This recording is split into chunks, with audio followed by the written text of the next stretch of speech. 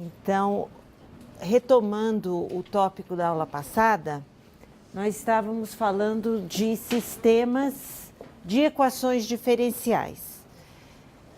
Vamos retomar agora considerando sistemas lineares de primeira ordem, porque os sistemas, obviamente, podem ser não lineares, podem ser de ordem mais alta, mas nós vimos na aula passada que sempre podemos reduzir a um sistema de primeira ordem.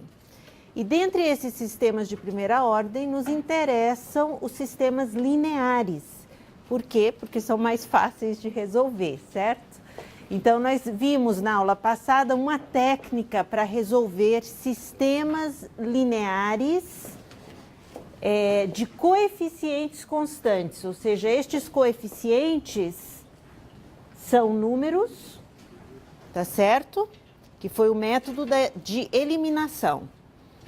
Tá? Então, era um sisteminha que nós colocamos como modelo, inclusive para facilitar as contas, escolhemos um até homogêneo e mostramos com a teoria de operadores como se usa o sistema de eliminação.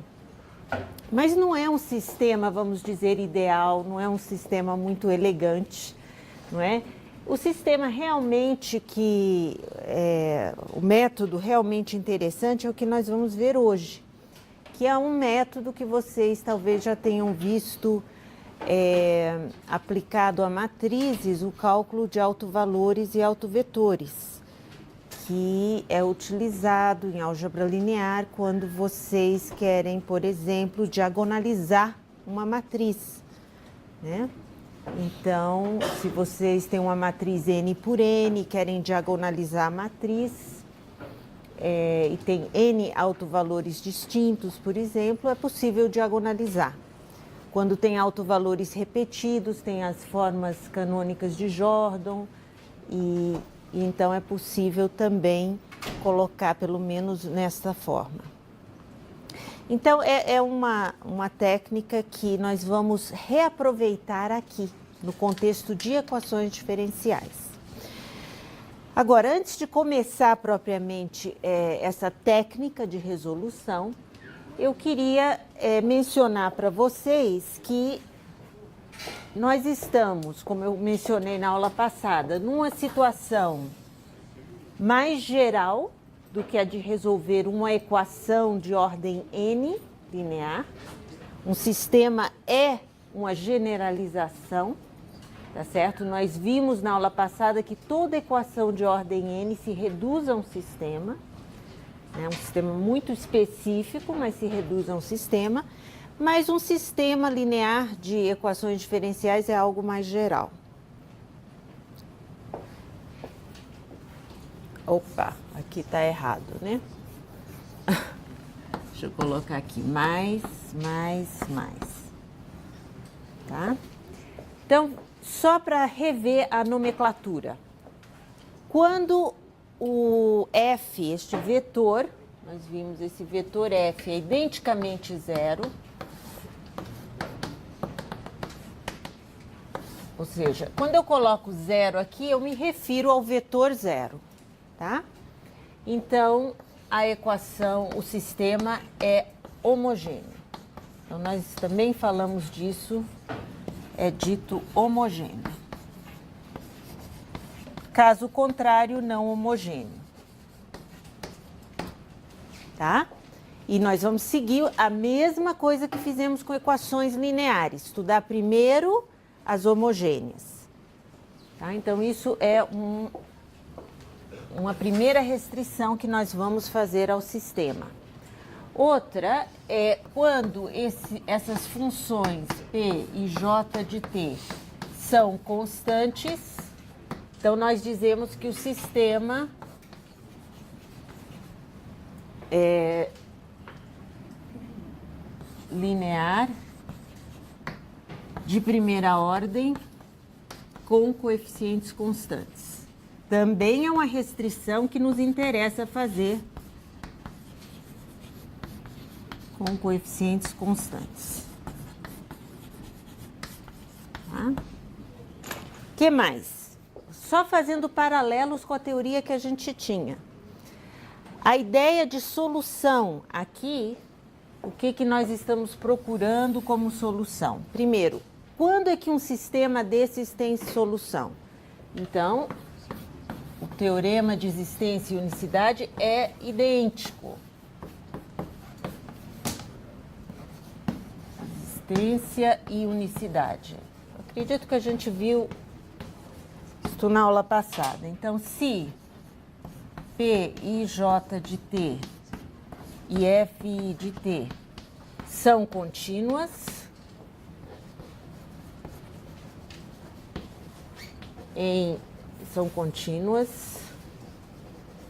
neste sistema, vamos chamar este sistema de estrela, ok? Então, dados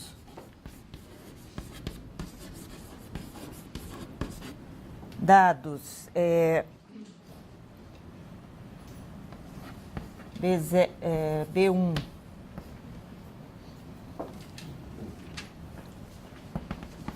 Bn, existe uma...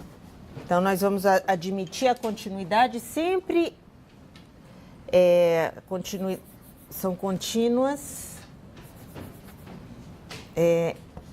em I. Então, essas são as funções em estrela. Eu quero que sejam contínuas em I e que A, um certo valor A pertence a I. Então, existe uma única solução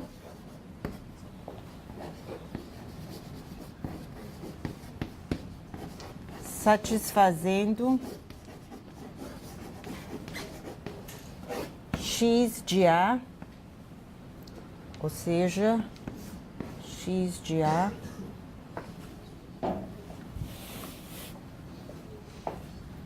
então, a minha solução é um vetor, onde x de A é igual a este vetor B1. Vamos usar maiúsculo para vetores, né?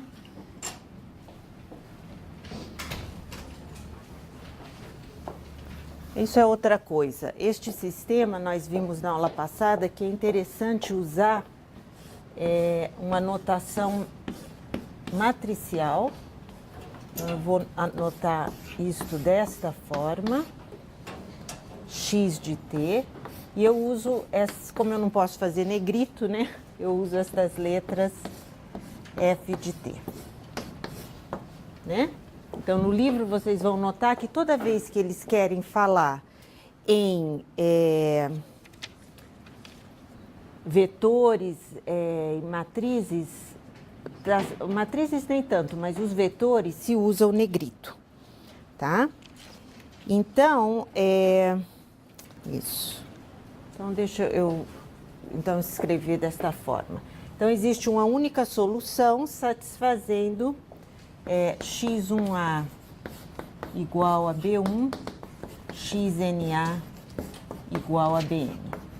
Então, deixa na forma mesmo de... Ou seja, outra forma de colocar isso em termos de vetores é x de a igual ao meu vetor b. Ou seja, quem que é x de a?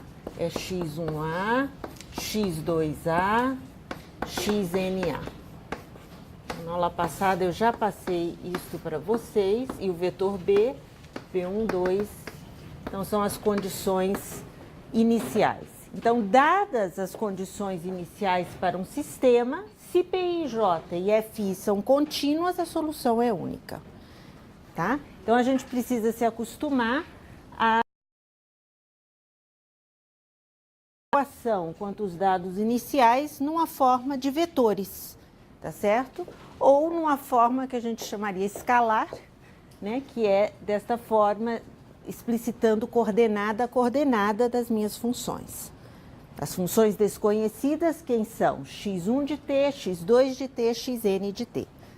Ou o vetor x de t, né, que contém justamente coordenada a coordenada essas funções. Muito bem, então nós temos também o teorema de existência e unicidade, que eu passei na aula passada para vocês. Estou revendo aqui. E depois, o que mais que nós temos? A questão de independência linear para o sistema homogêneo. O que a gente tinha lá na teoria de equações? O Wronskiano, para garantir que aquele meu conjunto fundamental de soluções era o quê? Linearmente independente. Então, para o sistema homogêneo, bom, primeiro, o que significa um conjunto? Então, X1 é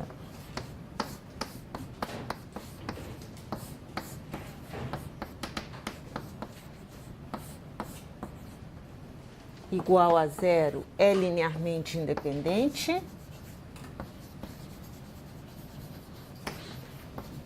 É a mesma definição, só que aqui eu estou com um vetor de soluções. Então, toda vez que eu escrevo esse X maiúsculo, eu estou com este vetor de funções. Então, é linearmente independente.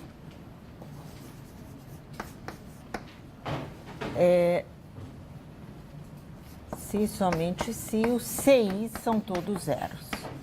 E a forma de checar que esse conjunto fundamental de soluções, dado desta forma, é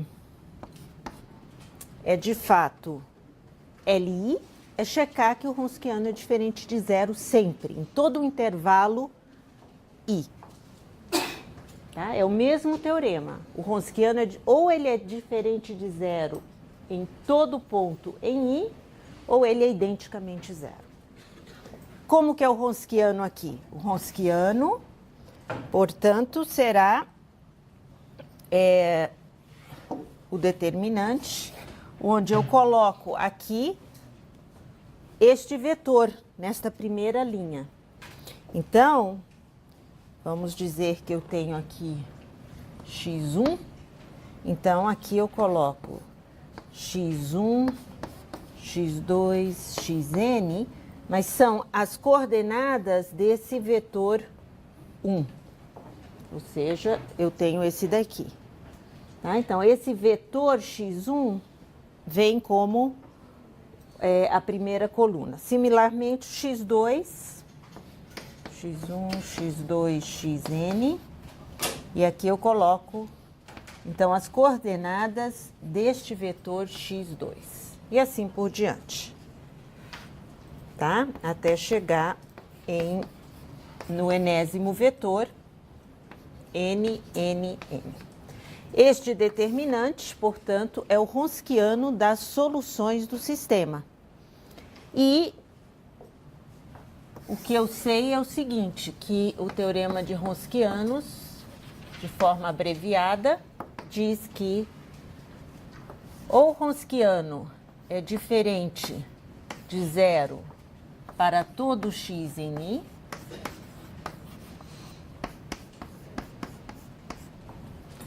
e isso é o caso de eu ter realmente um conjunto de soluções LIs.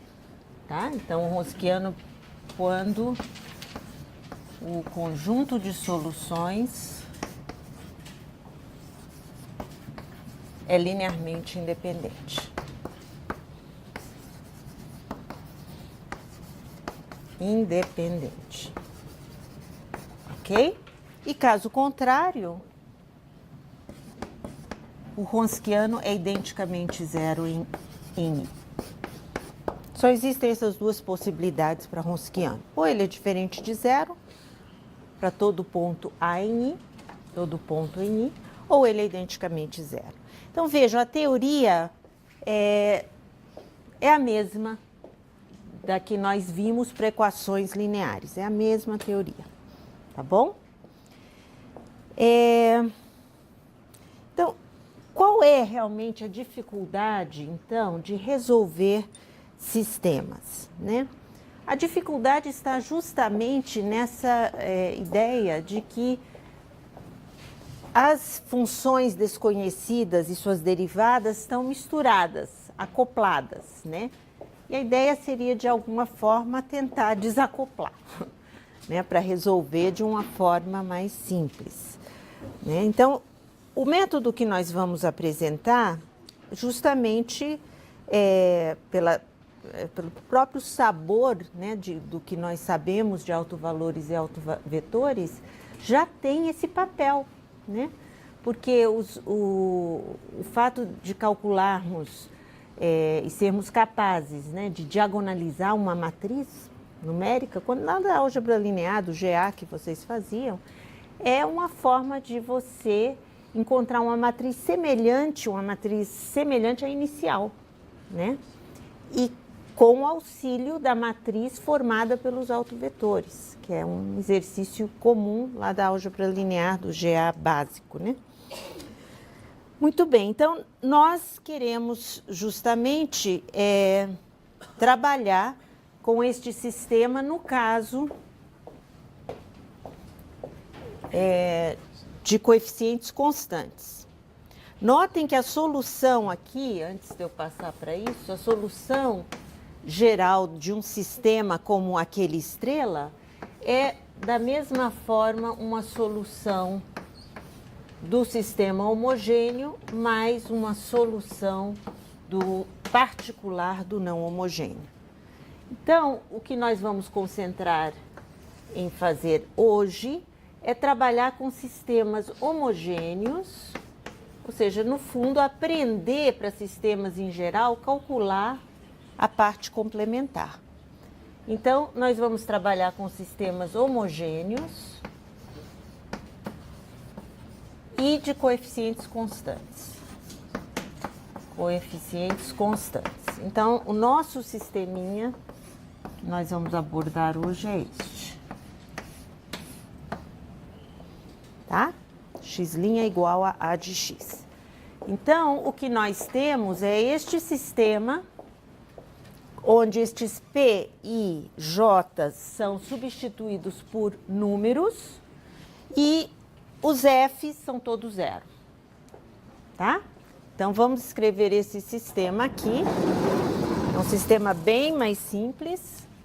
Então, eu tenho x1' igual a A11x1, A12 x2, etc. Eu vou omitir de escrever o t, mas sempre sabemos que os x's são funções de t, mais A1n xn, x2' é igual a A21 x1, A22 x2, etc., A2n xn, e a última equação, xn', AN1 x1, AN2 x2, até o último termo, ANN xn.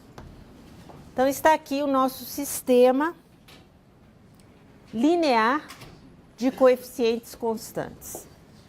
Gente, quando eu tinha a equação linear de coeficientes constantes homogênea, foi a primeira equação que nós resolvemos de mais alta ordem, foi essa classe de equações. Então, se os coeficientes são constantes e a equação é homogênea, quem é a candidata à solução? A exponencial, e elevado a rx. Aqui, a mesma coisa. A candidata à solução será a exponencial e elevado a rx. Só que lá a candidata à solução era escalar, né? Aqui nós temos um vetor desconhecido de funções, x1 de t, xn de t. Então, a candidata à solução tem que, portanto, estar escrita desta forma. Um vetor v, tá certo? E elevado a lambda t.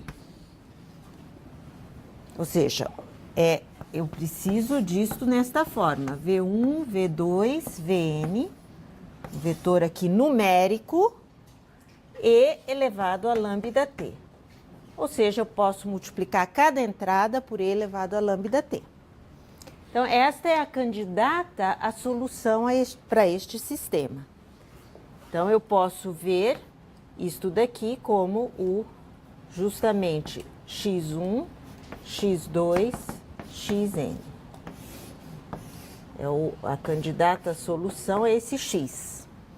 Então, o que a gente faz quando tem uma candidata à solução? Substitui dentro da equação. Aqui nós vamos substituir dentro do sistema. Quem que é x1 de t? V1 e lambda t. x2 de t, V2 e lambda t e assim por diante. Então, o que eu preciso para substituir dentro do sistema? Preciso derivar cada entrada deste vetor, tá certo? Para substituir aqui do lado esquerdo e substituir todo o resto. Tá certo? Então, vamos fazer isso. Para simplificar um pouquinho, eu vou passar estes termos para o lado direito, tá certo? E igualar tudo a zero. Só para que nós tenhamos um sistema assim. Então, zero é igual a 1 x1. Quem que é o x1? É V1 e lambda t. Menos x1', quem que é x1'? Eu preciso derivar. Vamos escrever aqui quem que é o x'. X', eu estou derivando o e lambda t. Ou seja, é lambda V1 e lambda t, lambda V2 e lambda t e assim por diante até lambda Vn e lambda t. Tá? O V é um vetor numérico. Números. Isso. É um vetor de números. Eu não sei quem que é, né? Aliás, aqui eu não sei quem é o V1, V2, Vn, nem o lambda. Estas coisas precisam ser calculadas. São constantes. Tá? São constantes. Ou seja, esta é a candidata à solução do sistema. Muito bem. Isso pode gerar uma dúvida, porque você pode pensar x2, eu não estou escrevendo aqui que é de t. Aqui é realmente numérico, é um valor numérico. Não é porque eu não estou escrevendo de t, não, é número. Tá? Muito bem. Então, substitui agora, aqui eu vou colocar o x1'. Quem é o x1'? Tá aqui, ó. O x1', x2', xn'. Então, substituindo, eu vou até mudar a cor para vocês identificarem onde aparecem as derivadas. Então, aqui aparece menos lambda, V1 e lambda t. E os outros termos, normalmente, A12, x2, que eu sei que é V2 e lambda t, até o último termo, A1n, Vn e lambda t. Tudo isso é igual a zero. Segunda equação, também zero, A21, V1 e lambda t, que é o x1, mais A22, V2 e lambda t, que é o x2. Agora eu vou passar o x2' para cá. Então, menos, quem é o x2'? Lambda, V2 e lambda t. E continuo até o último, A2n, Vn e lambda t. E assim eu faço até a última equação, AN1, V1 e lambda t, mais AN2, V2 e lambda t, eu estou substituindo o x2, até o último, que é ANN, Vn e lambda t, menos o xn', que é lambda, Vn e lambda t. Então, tem algo que está gritante neste sistema. O que nós podemos fazer de cara para tentar resolver este sistema? O que está em evidência no sistema? A exponencial, né? Aparece em todos os termos. Então, essa exponencial some da história, né? Cancela e ficamos com um sistema em lambda e nos VIs. Ok? tudo igual a zero. Então, eu posso reescrever este sistema assim.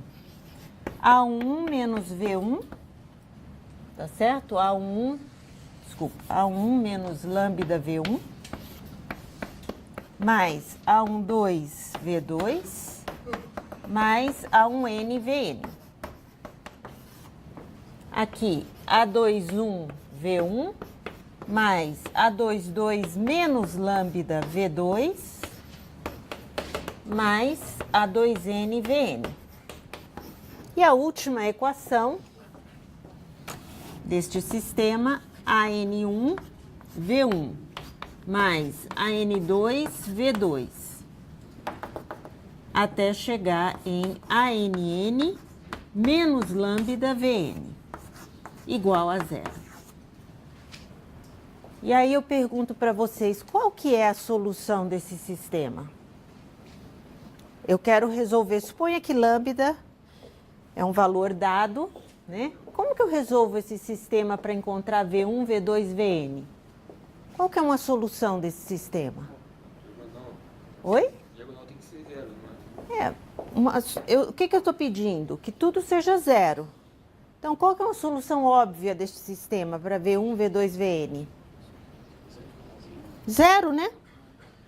Se eu substituir V1, V2, Vn igual a zero, eu zero as N equações.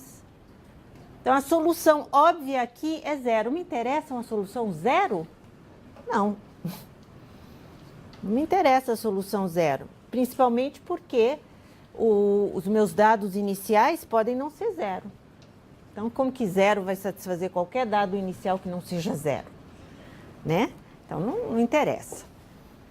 Então, o que eu faço para exigir que este sistema linear tenha mais de uma solução? Isso já vem lá de trás, né? Quando eu queria que um sistema tivesse solução única, um sistema linear tivesse solução única, eu pedia que o determinante dos coeficientes desse sistema fosse diferente de zero. Não é isso? Para ter solução única. Então, eu exijo que o determinante seja diferente de zero. Agora, eu não quero solução única, porque a solução única não me interessa. Eu quero justamente mais soluções. Então, o que eu vou exigir no determinante dos coeficientes? Exatamente, que ele seja zero. Porque aí eu tenho mais soluções, né? Então, como nos interessa soluções não nulas, soluções V1, V2, Vn não nula, exigimos o quê? Justamente que o determinante dos coeficientes desse sistema, e quem são os coeficientes desse sistema? Nada mais do que a matriz A. Notem que o lambda aparece justamente subtraído dos elementos da diagonal, não é? Então, quem que é? A matriz A menos a matriz identidade vezes lambda. Então, A menos lambda I.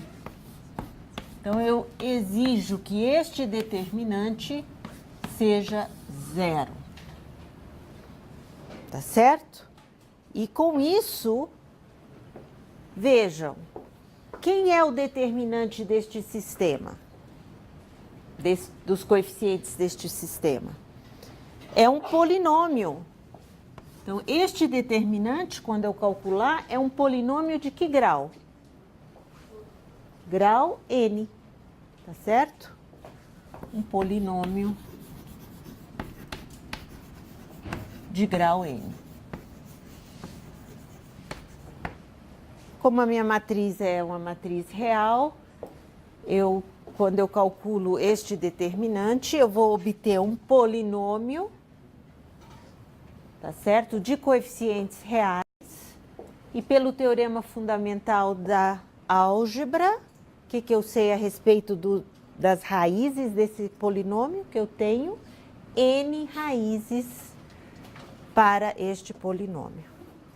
E aí, essas n raízes para este polinômio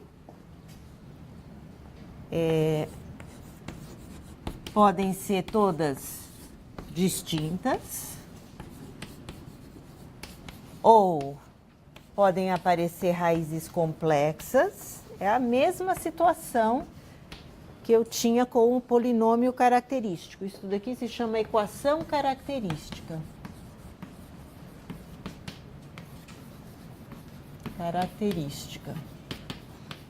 Tá? E também eu tenho a possibilidade de ter multiplicidade. Raízes com multiplicidade. Tá? É a mesma situação e temos que estudar cada caso, ok? Esses lambdas que nós vamos encontrar aqui, essas raízes, têm um nome, são chamados autovalores.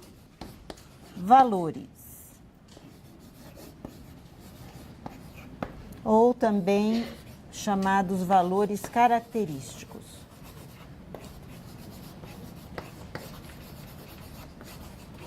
Valores característicos. Tá? Então, nós precisamos, para resolver este sistema de coeficientes constantes homogêneo, a primeira etapa é descobrir quem são esses autovalores. Tá certo? E eu sei que eu vou encontrar n autovalores. Bom, uma vez que eu tenho os autovalores, vamos voltar aqui. Quem são, o que precisa ser determinado dentro desta candidata solução? Os autovalores e os autovetores. Ou seja, para cada autovalor, o seu autovetor. E nós podemos esperar que para este sistema de ordem n, eu vou encontrar n soluções linearmente independentes. Pelo menos se os autovalores são todos distintos, terão este formato. Nós veremos adiante que se os autovalores são repetidos, a carinha muda da solução, mas é essencialmente isto, tá? O importante é encontrar n soluções linearmente independentes. Tá? E cada solução terá esta forma. Tá bom? Então, a primeira etapa nós vimos como encontrar os autovalores. Agora, para acabar de resolver, eu tenho que ir para a segunda etapa, que é encontrar. Então, esta é a primeira parte, encontrar os autovalores, e agora encontrar os autovetores. Encontrar para cada lambda, cada autovalor, seu autovetor. Então, o nome desse vetor é autovetor V. E para encontrar o autovetor, eu substituo o lambda dentro do sistema e resolvo o sistema.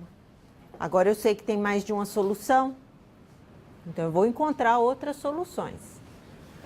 Então, agora resolver. Então, resolvendo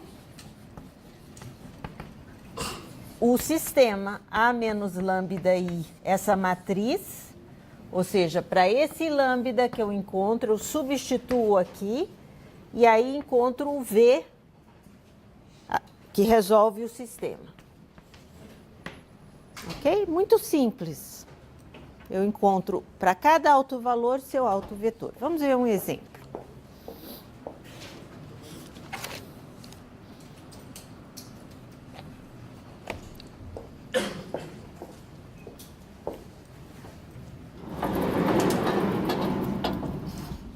Então, eu tenho aqui x', eu quero um exemplo de autovetores distintos.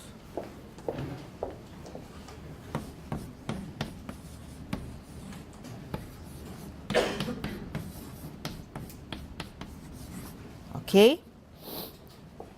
Então, o sistema é dado dessa forma. Eu coloco o sistema na forma de matriz e vetores. Então, x' igual. Qual que é a matriz de coeficientes? 1, 2, 2, 1, x. Tá certo? Então, lembrando que o meu vetor x, tudo é x de t aqui. Como eu disse, eu não escrevo o x de t, mas desta forma, y de t. Ok? Muito bem. E agora, o que eu preciso? Primeira etapa, encontrar os autovalores, depois os autovetores. Então, a minha matriz A é esta daqui. Então, eu olho primeiro para o determinante de A menos lambda I igual a 0. Ou seja, 1 menos lambda, 2, 2, 1 menos lambda igual a 0.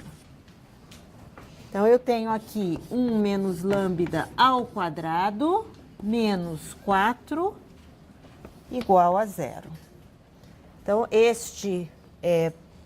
esta equação característica, lambda ao quadrado menos 2 lambda mais 1 menos 4 menos 3.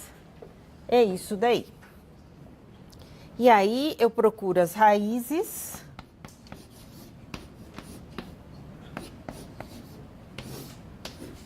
Tá certo? E eu tenho como raízes a raiz 3, ou seja, lambda igual a 3 e lambda igual a menos 1.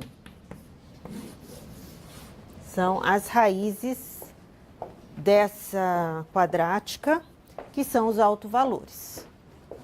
Muito bem, agora para cada autovalor eu encontro o seu autovetor.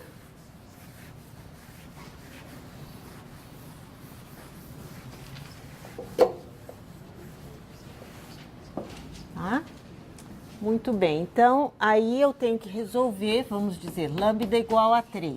Eu preciso resolver o sistema A menos 3i, V igual a 0. Bom, quem que é A menos 3i? É menos 2, 2, 2, menos, eu estou substituindo 3, isso, menos 2. Ok? E eu preciso resolver para encontrar esse vetor V1, V2, igual a 0. O que a gente nota aqui? Uma linha, sendo o sisteminha 2 por 2, né? Uma linha é múltiplo da outra. Ou seja, na realidade, se eu escrevo estas equações, basta resolver esta daqui, porque a outra é menos esta, não é? E aí, quem que é a solução disto? Então, infinitas soluções. Uma equação, duas incógnitas, infinitas soluções. Então, aí eu posso escolher a solução que eu quiser.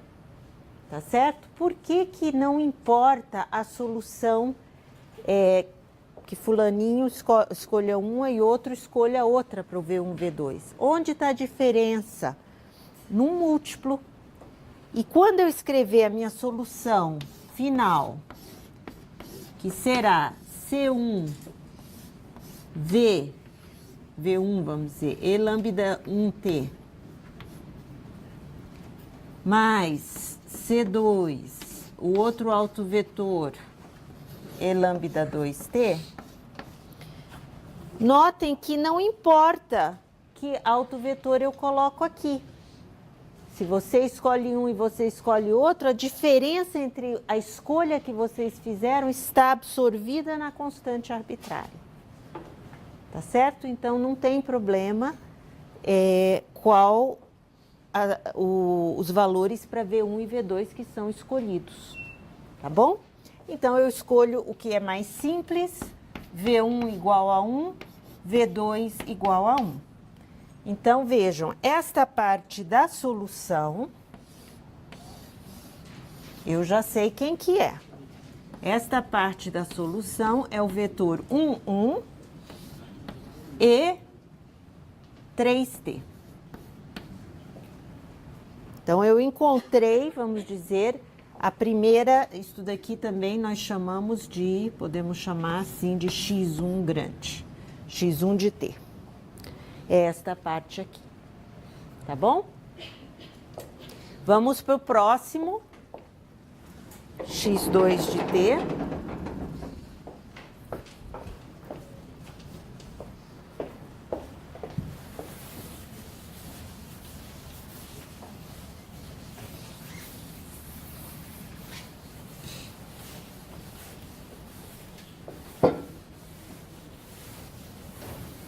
Então, agora para lambda igual a menos 1,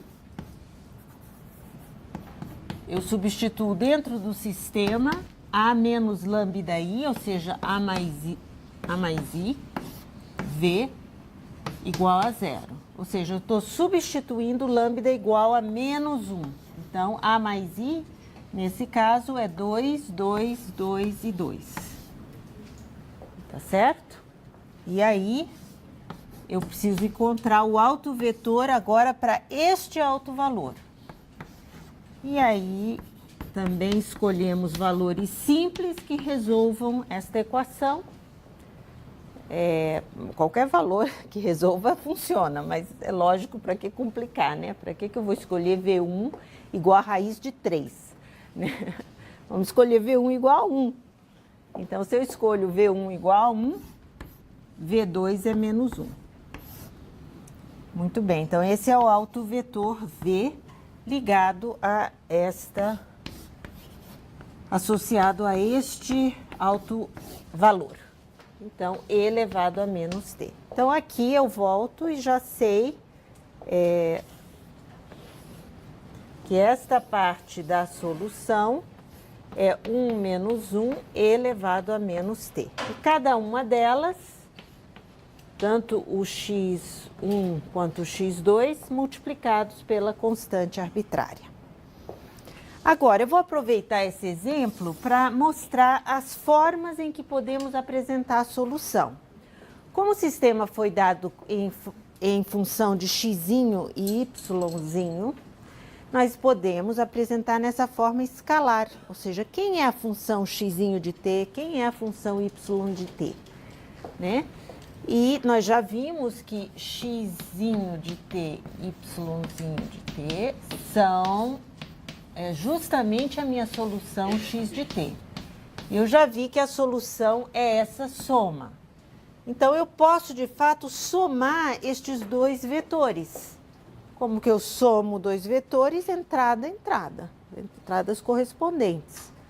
Então, eu vou somar C1 vezes 1 vezes E3T com o C2 vezes 1 vezes E menos T. Então, o x de t pode ser apresentado desta forma, x2, que também pode ser apresentado assim, C1 E3T mais C2 E menos T. Esse é o xzinho de t. Então, o xzinho de t é esta função. E quem é o y de t? O y de t é C1 E3T menos C2 E menos T. Então, este y de t é justamente esta função. Então, vejam que as constantes arbitrárias, o número delas está correto.